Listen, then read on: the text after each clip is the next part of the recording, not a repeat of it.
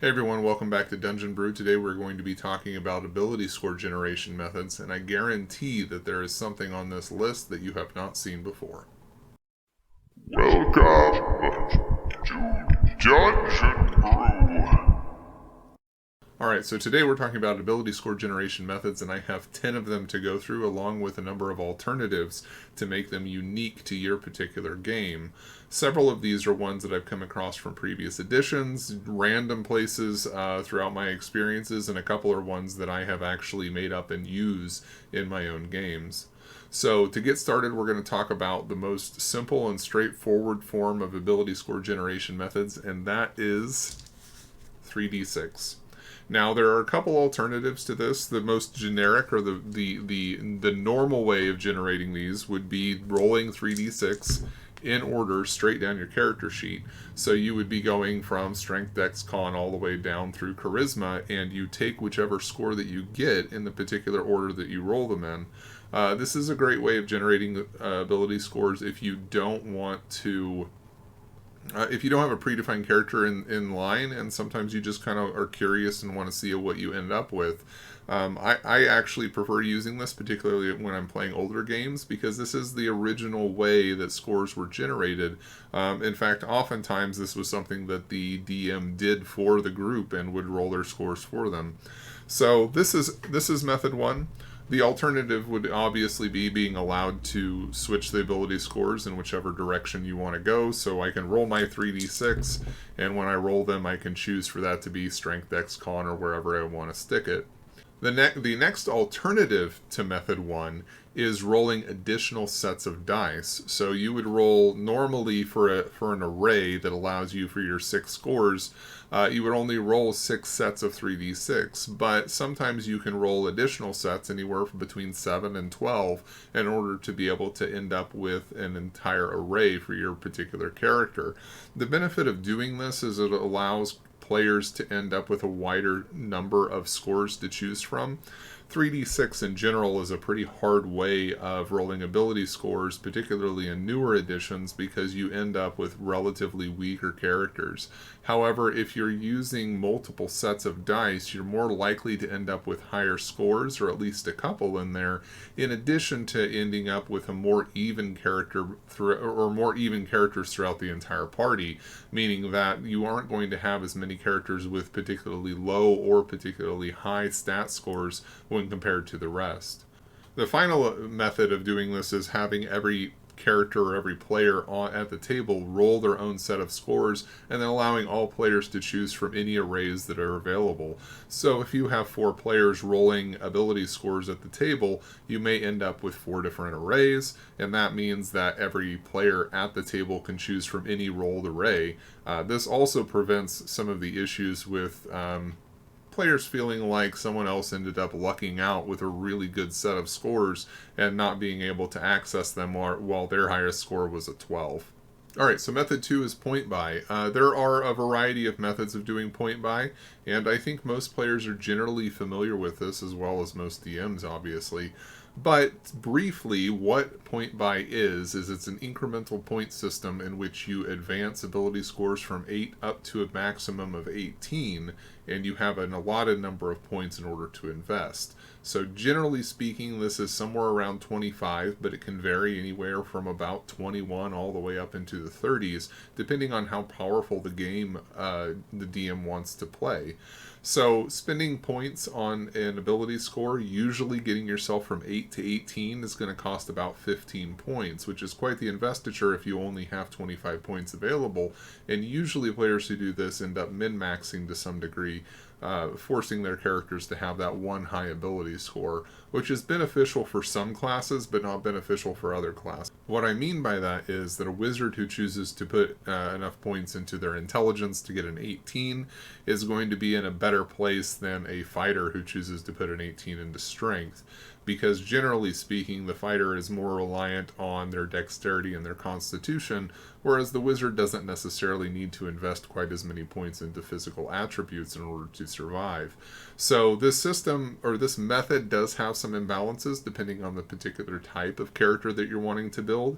It's also particularly weak if you have a class that relies on multiple ability scores, such as a paladin or a cleric who is wants to equally spend their points between their casting stat and their physical scores. So try to keep that in mind when you're deciding whether or not you want to use this particular method. Now, alternatives to this method would be allowing a variance in the number of points that you're actually allowed to spend, setting max ability scores so that maybe the 18 is unattainable and you're only going to allow something like a 15 or a 16. And then it can also be configured to have some randomness imposed. So something along the lines of allowing players to roll a number of d6s to determine the number of points that they have available to spend, whether that's for the entire table or for each individual player. Obviously, this method of randomness can also result in some issues of certain players having more points available and ending up with more powerful characters than other characters at the table, but that's kind of what happens anytime that you deal with any randomness when it comes to character generation methods. Alright, so moving on to method 3, which is a real simple one. Anybody who's played 5th edition is probably familiar with this, and this is the array system. And the array system is basically the standard array that is given to you at the start of playing in 5th edition. It's part of the player handbook. You end up with a set of scores that you're allowed to put in any position that you want on your character sheet: 15, 14, 13, 12, 10, 8. The variations of this are basically just changing what those scores happen to be. So if you want a lower powered game, you might reduce the scores to something like 13, 12, 11, 10, 9, 8. And if you wanted a more powerful or heroic style of play, you might increase those to 18, 16, 14, 12, 10, 8. Now, the nice thing about this method is that it does allow for some balance to occur with the game. The characters all end up with the same set of scores. They don't really have any benefit of one over the other, except for the same kind of issue that exists in the point buy, where certain classes rely on more ability scores than others. In 3rd edition, this was called MAD, Multiple Ability Score Dependency, or multiple ability dependency. And that still exists somewhat in 5th edition. Characters like monks and clerics and druids and paladins and rangers that cast but also have the ability to engage in physical combat rely on 3 or 4 ability scores, whereas certain classes like even the barbarian only needs 3 ability scores, or the wizard might need 1 or 2 or 3, depending on how important you consider some things like dexterity and constitution. So any ability or any method of generation that does not specifically allow for that balance to occur can ultimately result in certain characters feeling like they can't use the full array of options for their particular class. Method 4 is probably one of the most common methods, and for that reason it has the most alternatives available to it. I'll try to go through them briefly since there are quite a variety of these, but there are also some very unique ones that I think most people will find interesting. So to begin with, method 4 is 4d6 drop 1. So this is one that I see used probably more than anything else, and it's one that's been used at many of the tables I've played at more than any other ability score generation method. And it's very simple. You're just rolling 4d6 and then you're identifying the lowest number. There we go. And we're removing that, and the remainder is your ability score. So you, generally speaking, you could do this the same way as you do the 3d6 method, where you could either go in order or you could choose where those ability scores end up. You can also modify this to something like 5d6 and drop the lowest 2, which is a way of generating more powerful characters if you're so interested in doing so. Sorry, my camera's backwards. It's sometimes hard to tell which dice I'm grabbing. So this method allows for more powerful characters in general, but it also is going to increase the likelihood that your characters, your players, end up with characters that are more balanced against one another. You're more likely to end up with higher and better scores for all characters than you are to end up with some randomness. But sometimes that just doesn't happen, and so for that reason other alternatives exist, such as having either a minimum score or an average score for all of your scores. So there's two ways of looking at this. One is that I roll my score, and I end up with a pretty good one for my first one, and then I roll my next one, and we're still actually doing pretty good here, so that's a 13, or a 12. So for this one, let's say that we ended up, with a 9.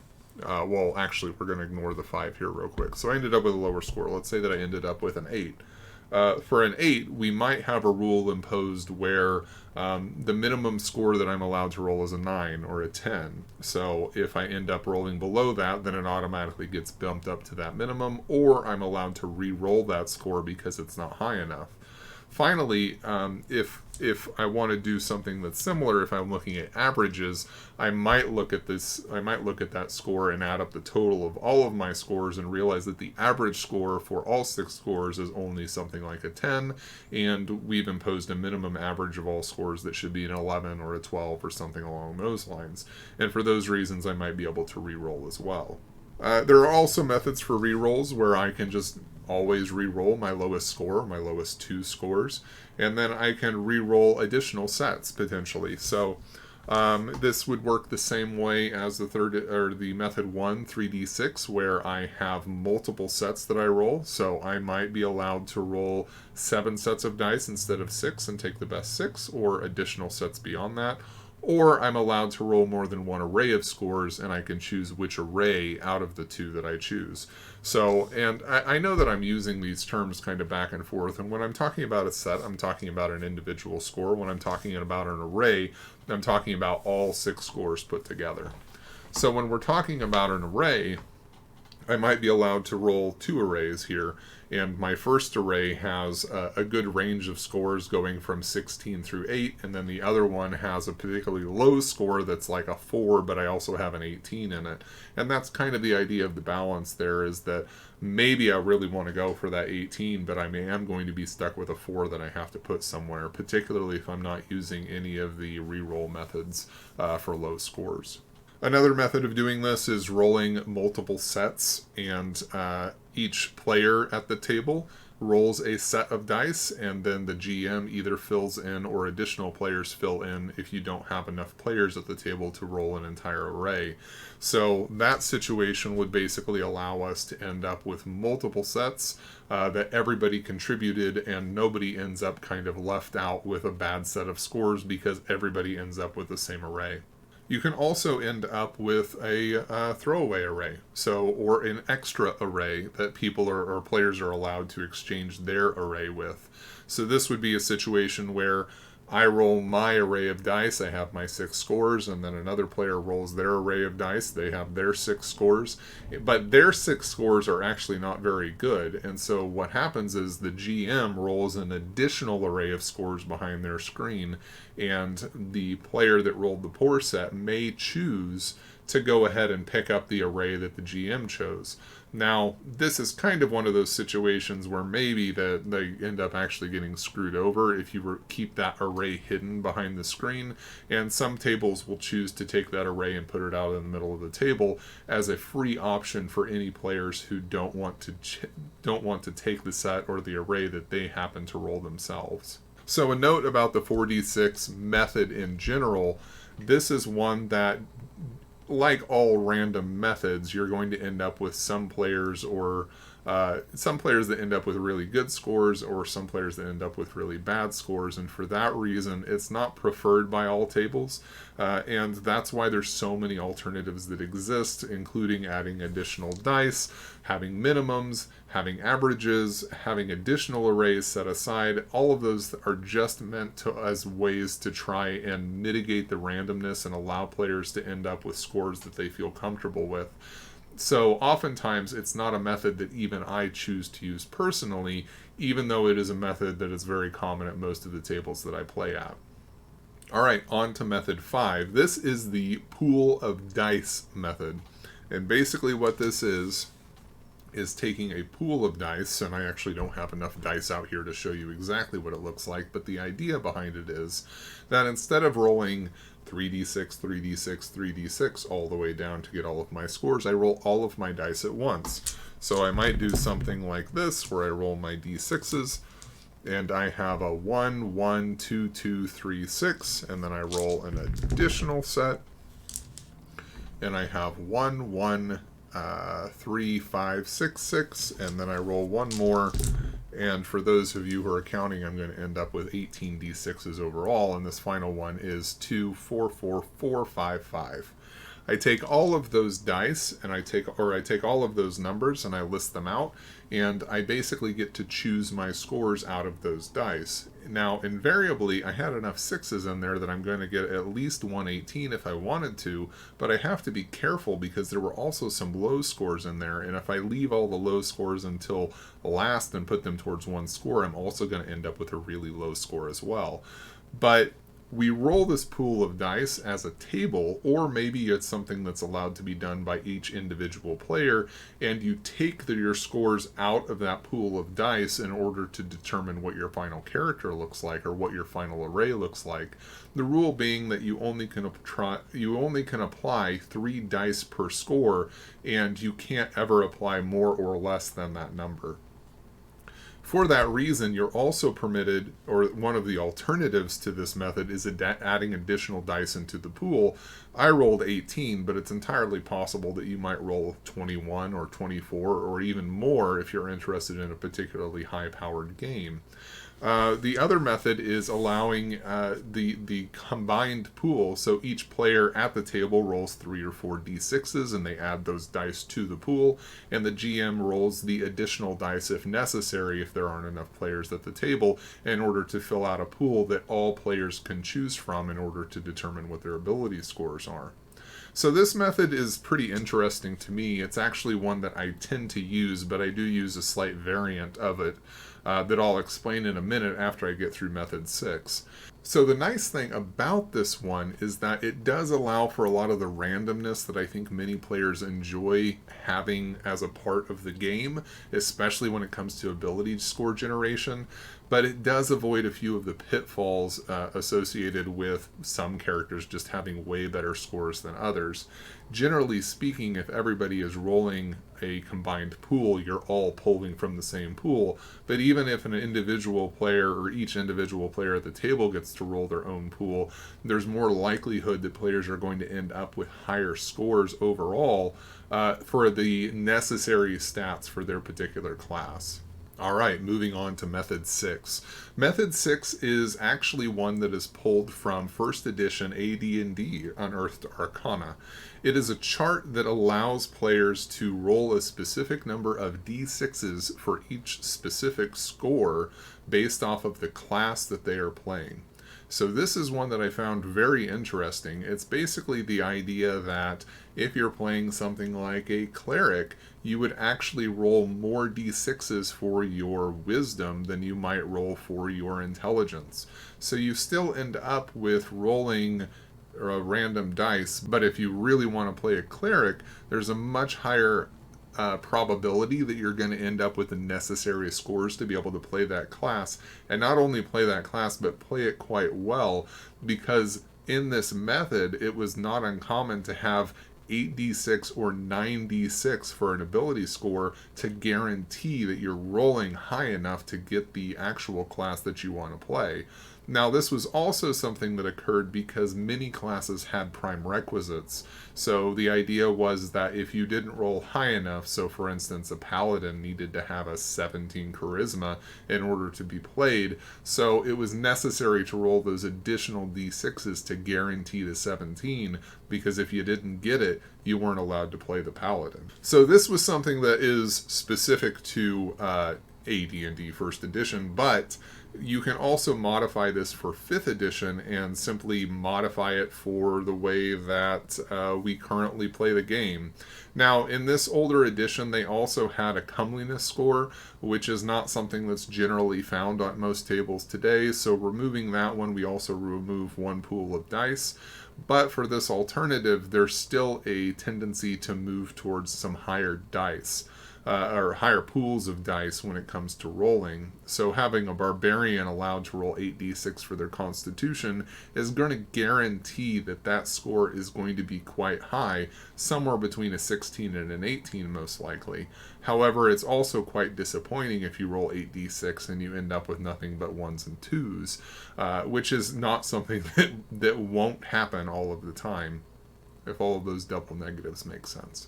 The point is, for this particular method, it's basically assigning pools of dice for particular scores based off of the class that players want to play, which I've always found very interesting.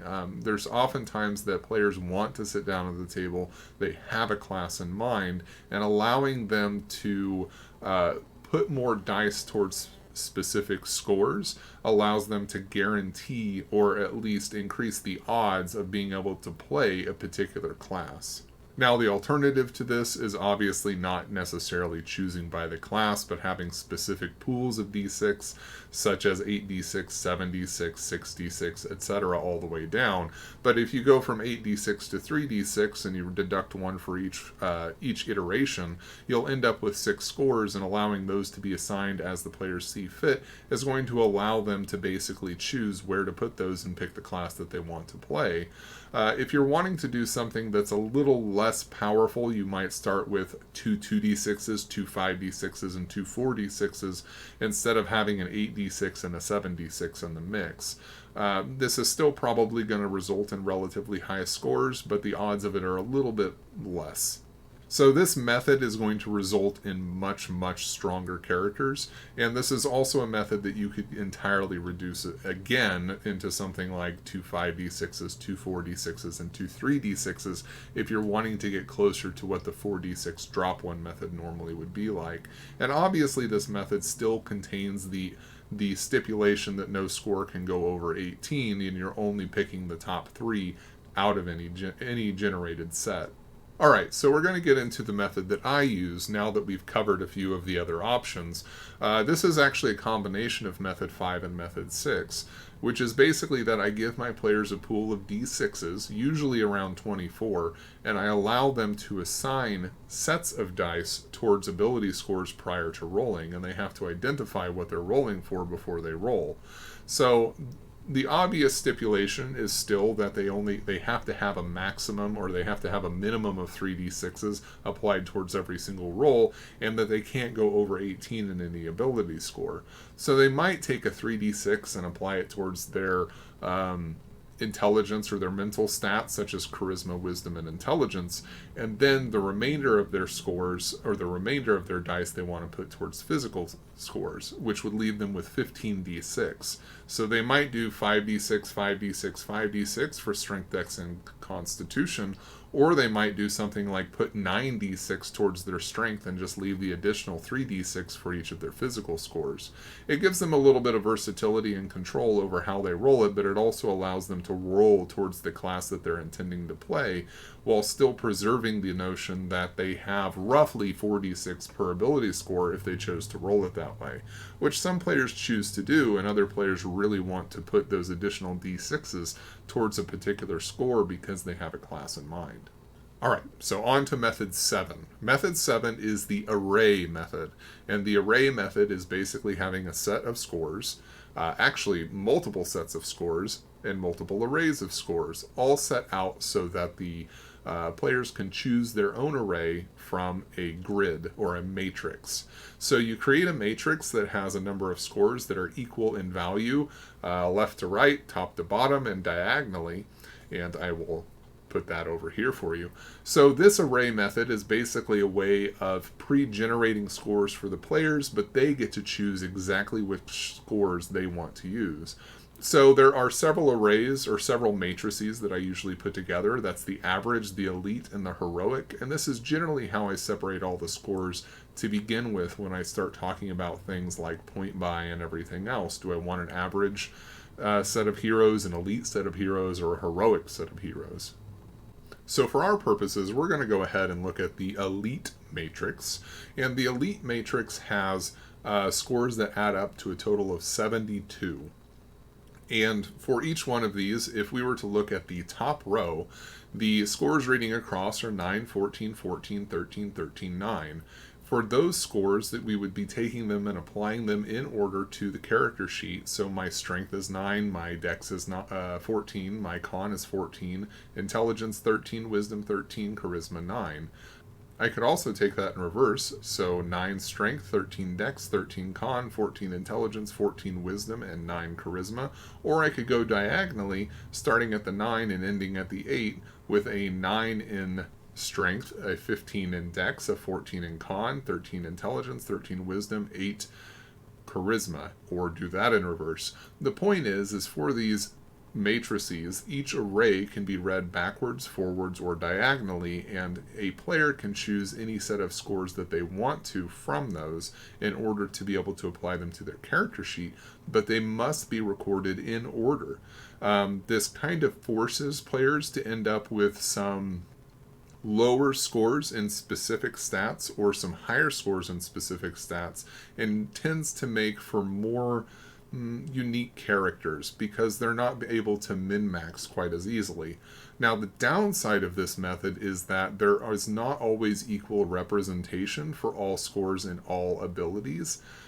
So the idea of the 18, for instance, it may not be available in the specific ability score that you want, and so the DM may have to make certain allowances to allow for better representation of certain classes. If the 18, no matter which way you read it, is never going to apply to a dexterity score, then it's possible that the DM may allow that 18 to be exchanged for a different score in a particular array so that a player can have that representation. Alright, moving on to method 8, we're talking about non-incremental point buy. And very simply, this is the same as point buy, except that there is no incrementation when it comes to the cost for a given ability score. And if that sounds complicated, it's actually a more simplified version of the incremental point buy. The basic idea being that you begin with a specific number in each of your ability scores, usually something like a 3 or an 8, and then you're given a specific number of points that you're allowed to put into each ability score so long as you don't exceed 18. Each point equals 1 additional point in your ability score, so there's no math involved in trying to figure out if a specific ability score costs 2 or 3 points.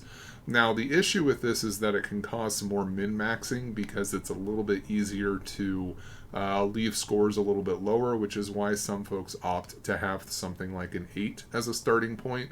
But if you start with a 3, then it does give players a little bit more control, and it does allow for a little bit more, we'll say, balance across the overall characters who want to end up with relatively high scores in specific stats. But if min-maxing is something that you don't particularly enjoy at your table, it's probably better to have players start at a somewhat higher score. Alright, so moving on to method 9. This is the Rolemaster style ability score increase. What this looks like is you're rolling 2 sets for each ability score on your sheet. And you can apply any of the other methods that we've talked about up to this point in the video, whether you're rolling in order, you're choosing where they end up at, or anything along those lines. But the basic method is this. I roll 3d6. This is the score that I have this is the number that I have for a given ability score. So for this particular one, I ended up with an 8. So we'll say that I chose to put that 8 into my strength. And then I roll 4d6, and I take my top 3 out of that, and it's also an 8. So we're actually going to re-roll this one real quick to make the method a little bit more, make some sense. So I rolled again, and that's actually an 18. So for an 18, my score and my strength begins at an 8. It has a maximum value that it can reach of 18.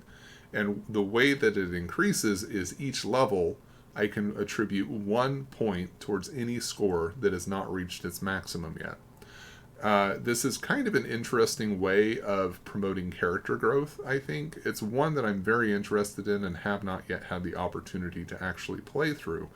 But the idea is that this allows players to incrementally increase all of their scores throughout gameplay as they level. And if this seems like something that might cause some problems at your table, do keep in mind that it's only 1 point per level, and the initial scores may end up somewhat low. It also can end up in a situation, as I did with my initial roll, that both my minimum and my maximum are the same score, which means that that score cannot increase. So, for this particular method, if I wanted to take my 8 all the way to an 18, it's going to take me 10 levels to do so.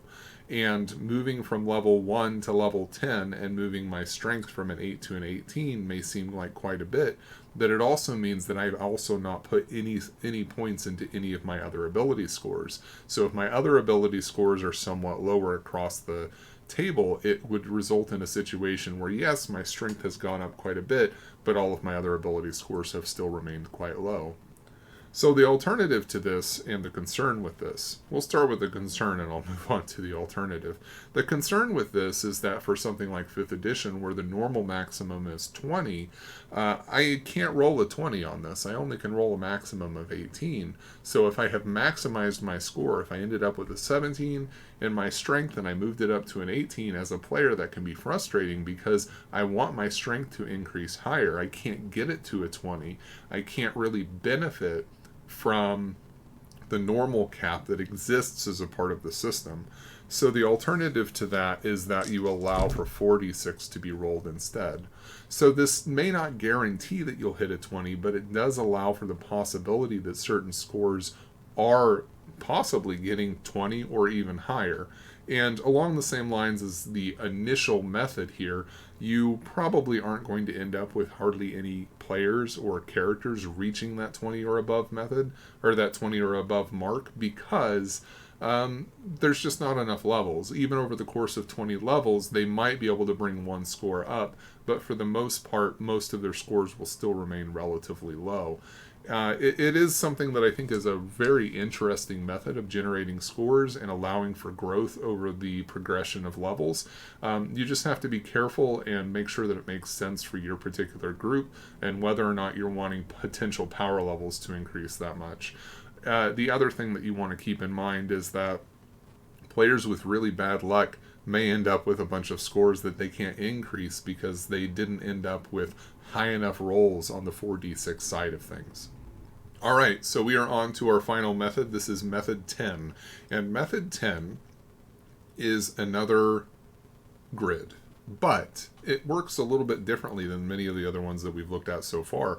What this one is the idea of basically rolling your d6s, and your initial roll of d6s is going to determine which row you are then going to roll on for your next score. So for this one, I have a 1, 2, 2, 4, 4, 5. So I'm just going to go ahead and arrange these real quick. Then I'm going to grab an additional d6. So for our first one, we rolled a 1. And for the 1, I'm going to roll an additional d6 that I apparently rolled off camera. And that 6 is going to apply to this 1. So what that means is that for row 1, I go to column 6, my first score is actually an 8.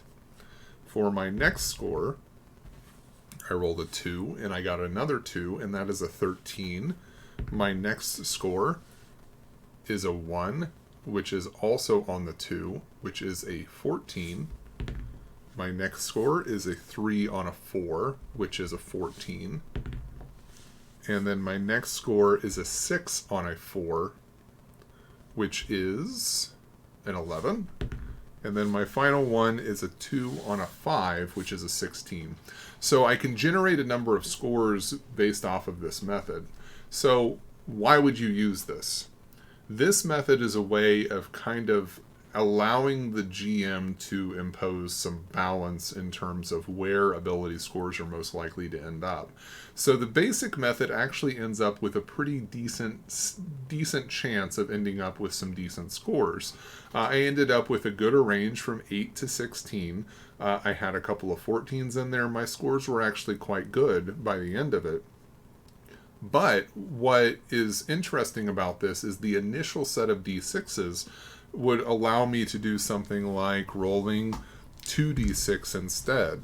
So I might change this on a roll from 2 to 12, and I roll 2d6, and so that guarantees that the vast majority of all player rolls are going to end up somewhere between 5 and 9, and you're playing the dice odds basically to guarantee that people are rolling in the specific rows that you want to most of the time. It's not as common for them to end up on either extreme, so very high or very low scores.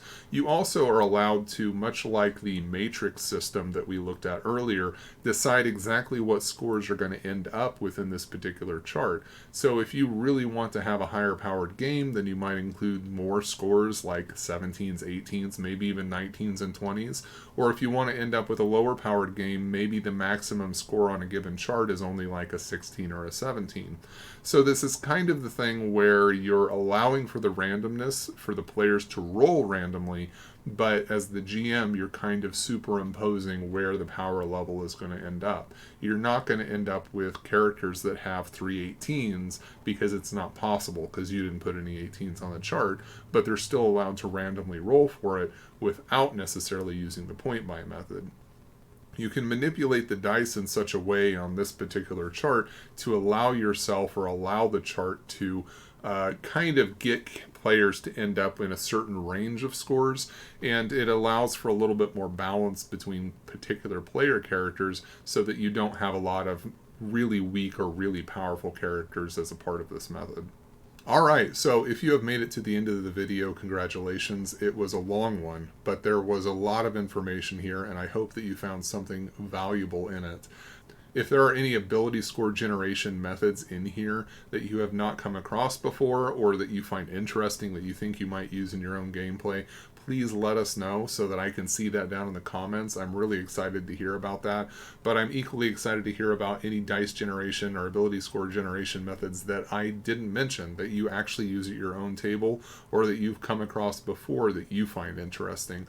If you want to support the channel, please like, subscribe, hit the notification bell. These things help us to grow, and I look forward to hearing from all of you. I'll see you in the next one. Dungeon Brew.